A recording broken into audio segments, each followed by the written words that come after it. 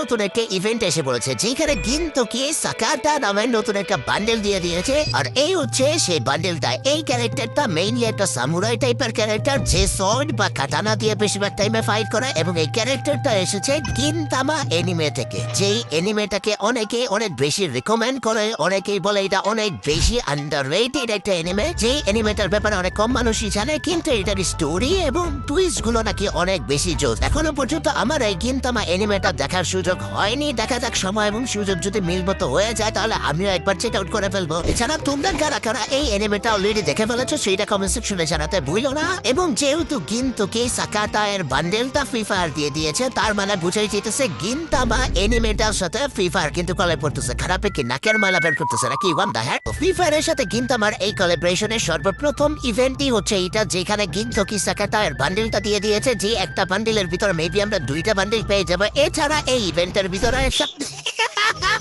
এরা কি রে স্ট্রবেরি শর্টস ভাই, জি ভাই একটা শর্টস যেটা আপনার থেকে ছোট আর ওইটার মধ্যে স্ট্রবেরি আঁকা ভাই, জি তো এই শর্টসটাও দিয়ে দিয়েছে। এছাড়া একটা গ্লু, ও ভাই এই বাড়িটাই তো মেবি আমাদের গেমের ভিতরে এসে পড়েছে লাস্ট ভিডিওর একেবারে লাস্টে যে আমি দেখাছিলাম ভাই এই বাড়িটা। আর এই বাড়িটা দেখা কার টাস্ক